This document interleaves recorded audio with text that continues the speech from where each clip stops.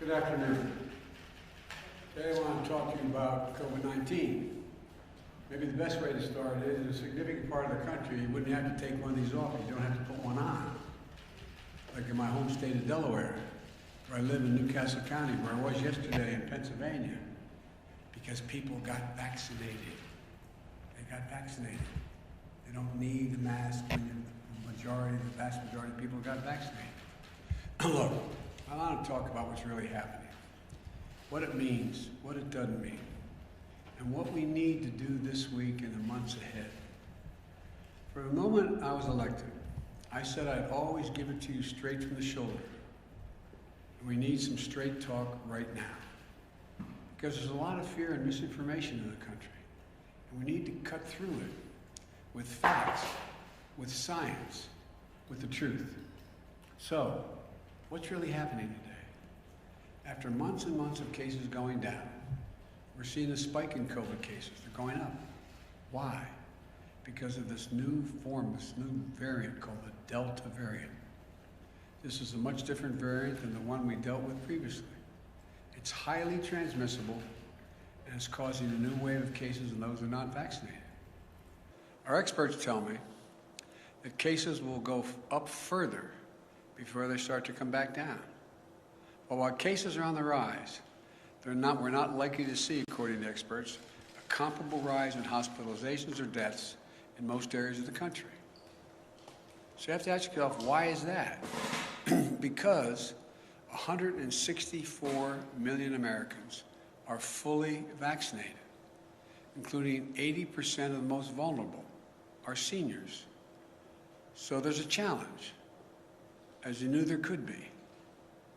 But there's also good news. We've spent the last 6 months preparing for this possibility. The vaccines are highly effective. We have enough vaccine for everyone to get vaccinated. And thanks to the American Rescue Plan and the hard work of the American people, we've administered over 325 million vaccinations doses in the past 6 months. We have the tools to prevent this new wave of COVID from shutting down our businesses, our schools, our society, as we saw happen last year.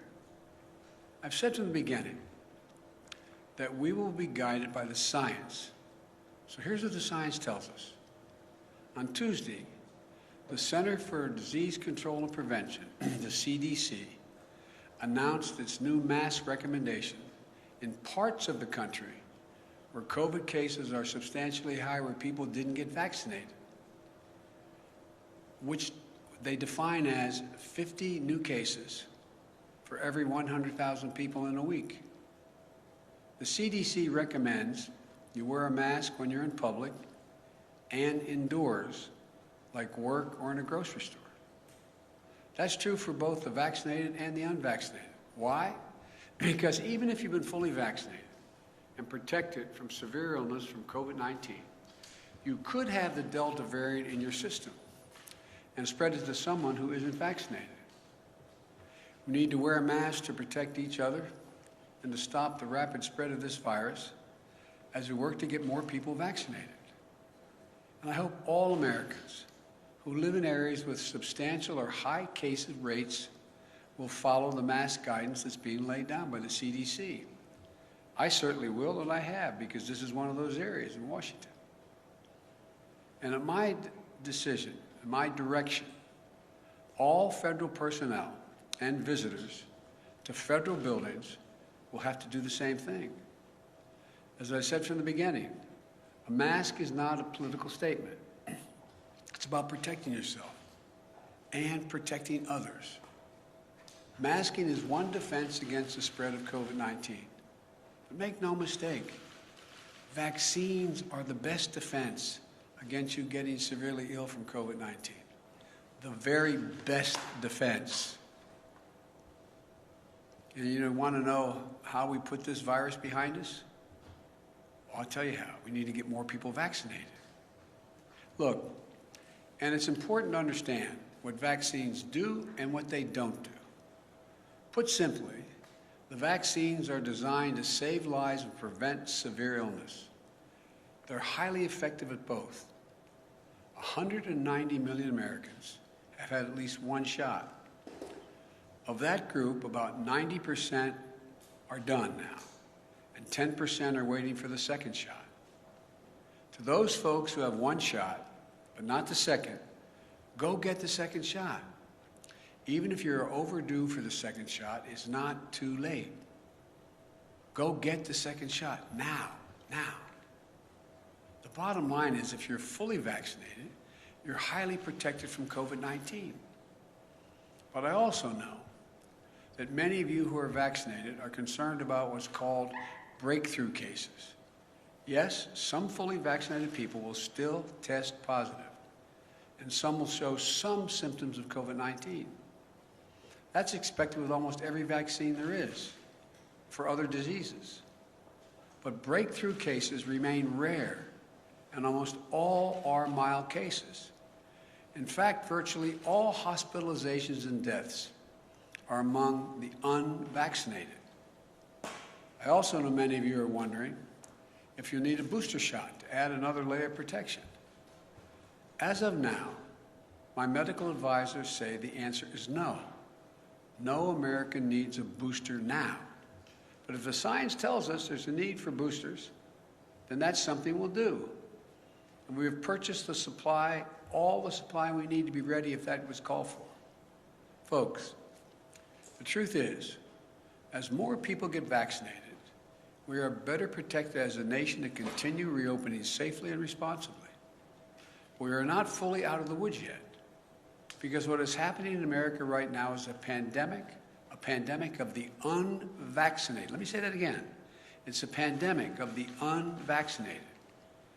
There are about 90 million Americans who are eligible to get the shot, but haven't gotten it yet. As I just mentioned, nearly all of the cases, hospitalizations, and deaths due to COVID-19 today are from unvaccinated people. Last month, a study showed that over 99% of COVID-19 deaths have been among the unvaccinated. 99%. This is an American tragedy. People are dying and will die who don't have to die. If you're out there unvaccinated, you don't have to die. Read the news. You'll see stories about unvaccinated patients in hospitals. As they're lying in bed, dying from COVID-19, they're asking, "Doc, can I get the vaccine?" The doctors have to say, "Sorry, it's too late." Right now, too many people are dying, or watching someone they love dying and saying, "If I just got vaccinated, if I just." It's heartbreaking. And it's complicated even more because it's preventable. America's divided between the majority of eligible people who are vaccinated and those who are not. And I understand that many of you in the majority are frustrated with the consequences of the failure of the minority to get vaccinated. But I want you to know that I'm going to continue to do everything I can to encourage the unvaccinated to get vaccinated. That includes addressing hesitancy and misinformation head on.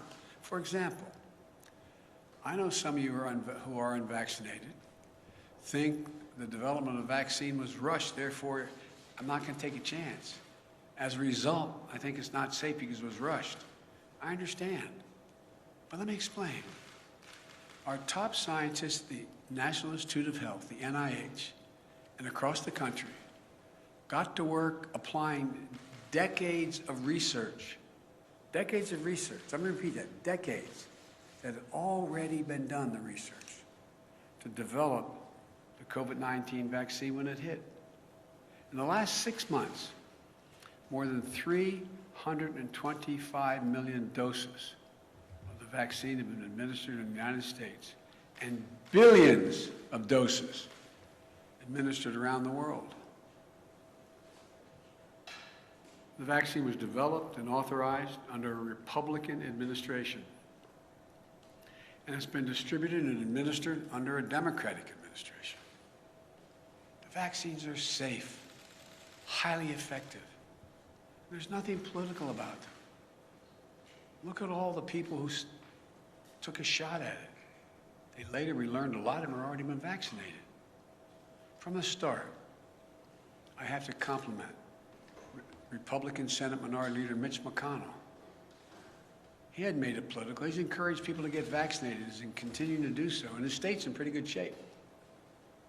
Alabama Republican Governor Kay Ivey recently spoke out to encourage vaccination, and even the commentators on facts who have been belittling this for a long time, some haven't, but many have, are arguing get vaccinated. Look, this is not about red states and blue states. It's literally about life and death. It's about life and death. That's what it's about. You know, and I know people talk about freedom, but I learned growing up in school and my parents, with freedom comes responsibility. Your decision to be unvaccinated impacts someone else. Unvaccinated people spread the virus. They get sick and fill up our hospitals. And that means if someone else has a heart attack or breaks a hip, there may not be a hospital bed for them. If you're unvaccinated, you put your doctor and nurses at risk. The same frontline essential workers who put their lives on the line over the past year and have gone through hell. Again, with freedom comes responsibility. So please, exercise responsible judgment. Get vaccinated for yourself, for the people you love, for your country. I'm being literal when I say this. As I travel the world almost every day, a foreign leader calls me, asking, can I provide his or her country more vaccines? There are people who are desperate for vaccines. I'm doing everything to answer those calls. We're sending millions of vaccines to people around the world. But folks, it's an American blessing that we have vaccines for each and every American. We've made it our first and top priority to have available vaccines for every eligible American, and that's never going to change as long as I'm here. And it's a shame. It's just such a shame to squander that blessing. That's why after 6 months of extraordinary work and effort, today I'm laying out additional steps we should be taking to deliver these life-saving vaccines to more Americans. First, we're going to provide more incentives to encourage unvaccinated Americans to get vaccinated. That starts with paid leave to get the shot. We're still hearing that people are unable to get time off from their employer to get vaccinated. Well, this is unacceptable. For some time now, I've said you should be able to get the shot and still get paid. Thanks to the American Rescue Plan, the federal government is fully reimbursing any small or medium-sized business that provides workers with paid time off to get vaccinated. Employers, this costs you nothing. If you haven't given employees paid time off, do it now, please. Today, I'm announcing that we're taking this a step further. The federal government will now reimburse those employers to give their staffs time off, not only to get themselves vaccinated, but also to get their family members vaccinated. That means employers can get reimbursed if they give parents time off with paid leave to take their kids or their own parents to get vaccinated. So I'm calling on all employees across the country to give paid time off to get the shot or to help a family member do so. I promise you it will cost you, the employer, nothing. You'll be reimbursed. Secondly, I'm announcing that we'll continue to work with states to encourage unvaccinated people to get vaccinated. In February, the grocery store chain Kroger's offered $100 to their associates if they would get vaccinated, and it worked. Vaccination rates moved up from 50% to 75% among their employees. States like New Mexico, Ohio, and Colorado are offering similar incentive programs that have helped increase vaccination rates. So today, I'm calling on all states and local governments to use funding they have received, including from the American Rescue Plan, to give $100 to anyone who gets fully vaccinated. I know that paying people to get vaccinated might sound unfair to folks who've gotten vaccinated already. But here's the deal. If incentives help us beat this virus, I believe we should use them. We all benefit if we can get more people vaccinated. But in addition to providing incentives to encourage vaccination, it's time to impose requirements on key groups to make sure they're vaccinated. Excuse me. Just this week, we took an important step to protect our veterans. Like many civilian hospital systems are doing, the Department of Veterans Affairs will now require COVID-19 vaccines for doctors and nurses and other healthcare workers who provide medical care for our veterans. We must do everything possible to protect our veterans from getting COVID when they come to get medical care they so richly earned serving their country. We owe them.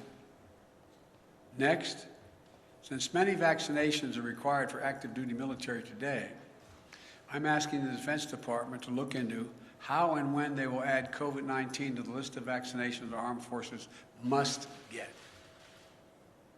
Our men and women in uniform who protect this country from grave threats should be protected as much as possible from getting COVID-19.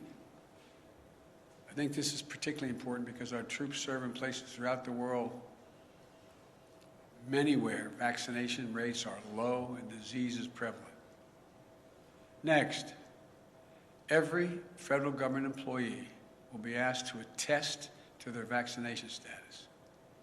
Anyone who does not attest or is not vaccinated will be required to mask no matter where they work, test 1 or 2 times a week to see if they've acquired COVID, socially distance, and generally will not be allowed to travel for work. Likewise, today, I'm directing my administration to take steps to apply similar standards to all federal contractors. If you want to do business with the federal government, get your workers vaccinated. Look at the Chamber of Commerce, representing tens of thousands of American businesses, the National Association of Manufacturers, the Business Roundtable, which comprises of the largest and biggest corporations in America. They're all applauding the actions the federal government is taking and urge them to follow suit. I also commend the National Football League. It has announced that if there are outbreaks among unvaccinated players and personnel, then the team risks forfeiting games. I urge other sport leagues at every level to take every step they can. Every day, more businesses are implementing their own vaccine mandates. And the Justice Department has made it clear that it is legal to require COVID-19 vaccines. We all want our lives to get back to normal. And fully vaccinated workplaces will make that happen more quickly and more successfully. We all know that in our gut. With incentives and mandates, we can make a huge difference and save a lot of lives. I also want to speak to families with children in school. We can and we must open schools this fall, full time. It's better for our children's mental and emotional well-being, and we can't afford another year out of the classroom. Every school should be open, and we're giving them the tools to be able to do so safely. Even in those areas where they have a higher vaccination, they have a higher rate of COVID. Through the American Rescue Plan, we provided schools billions of dollars to implement safety measures, better ventilation, social distancing, and other measures. In March, when vaccinations were scarce, I prioritized teachers and school workers by utilizing our federal pharmacy program. Almost 90% of educators and school staff are now vaccinated. Additionally, the CDC has provided clear guidance on how all schools can safely protect the kids and bring them back to the classroom. Every student wear a mask. It's that simple. So we've funded safety measures in schools, we've vaccinated teachers and staff, and we can mask up our kids for further protection. But once again, there's one more thing we need to do. Get more adolescents, ages 12 and up, vaccinated now that they've been cleared. In the past week, the good news, we've seen the average number of 12 to 17-year-olds getting vaccinated increase 22% per day. Today, I'm asking school districts to host one last pop-up vaccination clinic over the coming weeks for kids ages 12 and up. We're directing the federal pharmacy program to help make that happen. Parents, get your children vaccinated. You do it for so many other things right now. For kids under 12, if and when the vaccines are deemed safe for them, we'll be prepared to get the vaccines administered as quickly and as safely as possible. Look, and as we work to vaccinate more Americans, we're prepared for outbreaks in areas where there are unvaccinated people. My administration has made it clear to every governor that more federal resources are available to them. This includes deployment of surge teams composed of experts from the CDC and the Federal Emergency Management Agency, the FEMA. We're going to continue to provide states with more testing, treatments, protective equipment, personnel, mobile vaccination clinics to stem the surge of the virus among the unvaccinated. The pictures of hospitals in several states overloaded with patients is unnecessary, avoidable, and tragic. You know, we'll help any health system overloaded and unable to cope with a spike in cases. We're ready to do that. Let me close with this. If you're at home and vaccinated, but anxious, or even angry, or if you're at home and unvaccinated, unbothered, and unconvinced, let's step back and see where we are. Just remember how we've emerged from a dark winter into a hopeful spring and summer. But really remember just how dark that winter was.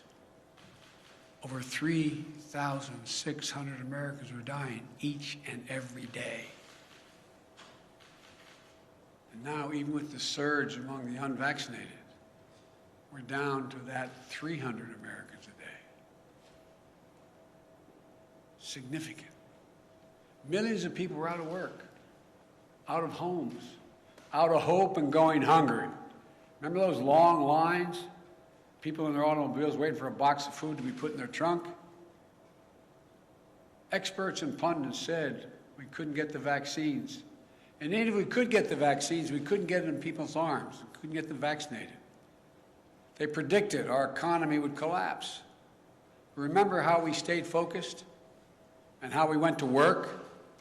In 6 months, we got 164 million Americans fully vaccinated.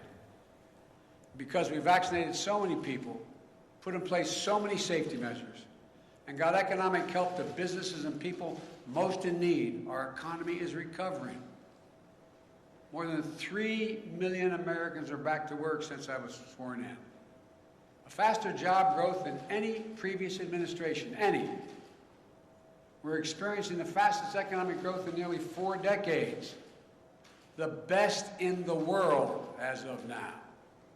In fact, today's GDP numbers show that in the first half of the year, our economy grew faster than any point in nearly 40 years. Our economy grew more in 6 months than most Wall Street forecasters expected for the entire year before we implemented our plan. And just yesterday, we announced a bipartisan infrastructure deal that's going to continue this momentum over the long term by making the most significant investment to rebuild America in nearly a century. But we still have to face many challenges. We still have a lot of work to do as we readjust to a post-pandemic economy. But we have the right plan. We're coming back. We just have to stay ahead of this virus. I know this is hard to hear. I know it's frustrating. I know it's exhausting to think we're still in this fight. And I know, we hope this would be a simple, straightforward line without problems or new challenges. But that isn't real life. We're coming out of the worst public health crisis in 100 years. The worst economic crisis since the Great Depression. As I told you before, I carry a card in my pocket. I hope I have it with me. I carry a card in my pocket with a number of Americans dead from COVID-19. As of today, this morning, the total deaths in the United States were 609,441. Granted, the death rate per day is way down. It's down to 400 about. But that's more deaths than World War I, World War II, Vietnam, 9/11, Iraq, and Afghanistan wars combined. This is as tough as it gets. And we're Americans. When we get knocked down, we get back up. That's who we are. That's what we do. That's why there's no nation on earth like us. And we're prepared like never before. We have the tools to save lives, to keep our economy growing and growing and going. After the past 6 months, following the science, we know we can dramatically lower the cases in this country. We can do this. We brought our economy back to life and we kept it going. We know we can send our kids back to school. We know we can beat this virus. We can do this. We all just have to do our part. My fellow Americans, this nation has never failed. We have come together as the United States of America. So I say to all those who are unvaccinated, please, please get vaccinated. And to the rest of America, this is no time to be despondent or let our guard down. We just need to finish the job with science, with facts, with the truth.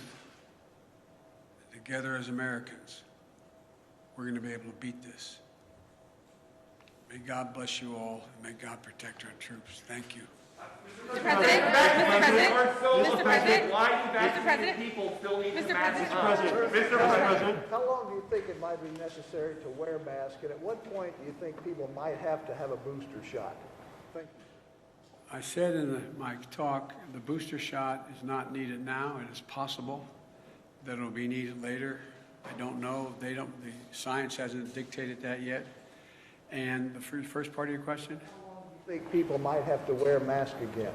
Well, if you notice, a lot of places people don't have to wear masks. Let's get that straight. The places where people have gotten vaccinated, where we have a high vaccination rate, people do not have to wear masks at all. Like some of you were with me yesterday when I was up in Lehigh Valley. Didn't have to wear a mask there. Don't have to mask if you come home to Delaware with me. I know you love doing that. But you don't have to wear a mask. The places people are probably going to have to wear masks in those communities where the high rate of unvaccinated stays high and they don't move. They don't move to getting vaccinated. But I think you're going to find the patience of businesses and the patience of a lot of other people running thin.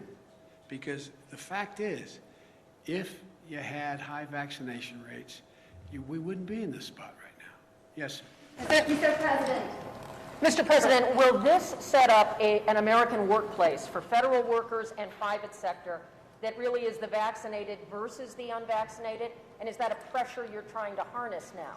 Well, no, I'm not. Look, what I'm trying to do is keep people safe. I mean that sincerely.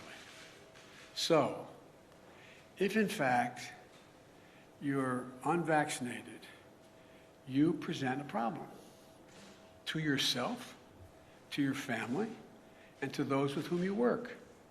Because as pointed out, I was asked the question about why would people who have already been vaccinated get it? Well, you got anywhere from 2 to 3% on average, the last study done, that can still get COVID. They don't get very sick. They don't get hospitalized. It's not serious, but they can catch it. And the concern is they may be able to pass it on. And so that's all being studied right now. But it's the important thing is, if people are vaccinated, the transmission rate drops through the floor. And that's all we're trying to do. Yes. Mr. President, thank you. Why not push for vaccine mandates in states, private companies, schools? Do you want to see those entities pass vaccine mandates? Well, I'd like to see them continue to move in that direction, and that's why I pointed out. I had asked the Justice Department to determine whether they're able to do that legally, and they can. Local communities can do that. Local businesses can do that. It's still a question whether the federal government can mandate the whole country. I don't know that yet. Mr. President, you said earlier this week that we are not headed back towards lockdowns, but if the science is evolving, how can you be so confident in that? We heard you say weeks ago that the virus was going on, but Dr. Fauci has also indicated that we are headed in the wrong direction. Well, you're literally correct on everything you said, but it doesn't come to the conclusion you're implying. It is clear that if everybody's vaccinated, the existing vaccines work to prevent death, serious illness, hospitalization. Okay? If tomorrow I could wave a wand and every American was vaccinated, then in fact we'd be out of the woods. Now, can something else happen a year from now? Can there be a different virus? Can there be something? It's possible. But I'm talking about COVID and the existing variants that have come forward so far. So it's a simple proposition.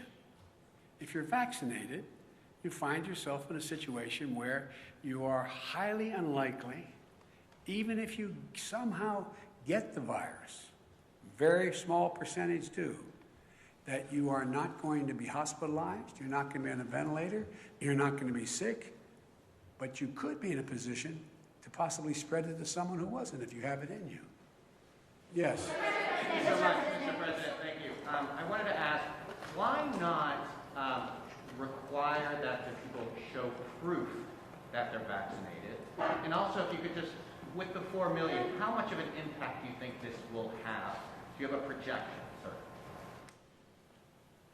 The projection on what? On how many people will get vaccinated by putting in this system? No, I'm not going to get in the business of projecting.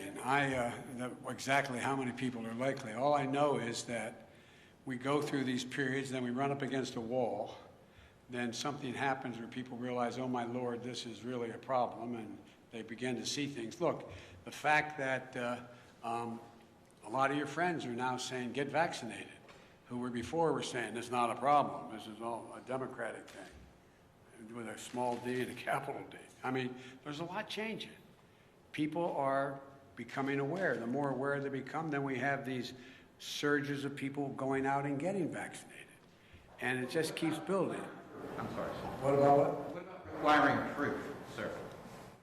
Well, there's two ways to do it. I think you're going to see some institutions doing that. Like you're going to fly abroad, you're going to have proof. You're not just going to be able to say, yeah, I got tested. You got to provide proof. My guess is if we don't start to make more progress, a lot of businesses and a lot of enterprises are going to require proof for you to be able to participate. Mr. President, back. And then I'm going to take off shortly here. What further actions are you going to take to encourage private businesses to follow this type of model to either require vaccines or require testing or other preventative procedures? I just did. I'm going to keep at it. I'm going to keep talking about it around the country.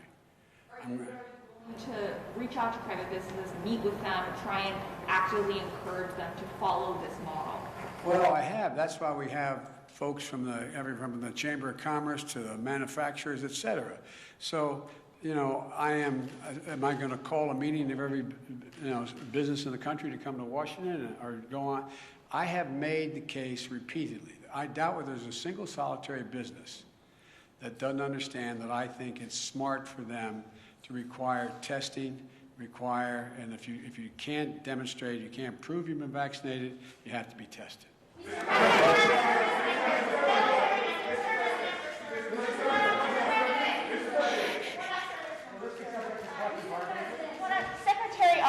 said he was already considering mandating the Yeah. vaccine after it was fully approved. Would you like to see the mandate go into effect before full approval, and do you think he's open to that? I know he's open to it, and the question is, when is the right time to get the most bang for the buck when you do it? A lot of this is timing, and so I think it's going to happen. But look, the one thing that you all are being politely and appropriately referencing is that it's still a temporary approval. So when does the final approval come? It usually takes a lot of work to get there. I made a commitment. I would not tell anyone in the Justice Department who they should prosecute, and I would not tell the health industry, the government health entities, what they should say and do. But my expectation is they're going to reach that conclusion in the early fall. Thank you very much. Mr. President, you said if you are fully vaccinated, you no longer need to wear a mask. And it seems... I said if you're fully vaccinated in an area where we do not have, well, let me clarify. In May, you made it sound like a vaccine was the ticket to losing the mask forever. And That is true at the time, because I thought there were people who were going to understand that getting vaccinated made a gigantic difference. And what happened was, a new variant came along, they didn't get vaccinated, it was spread more rapidly, and more people were getting sick. That's the difference. But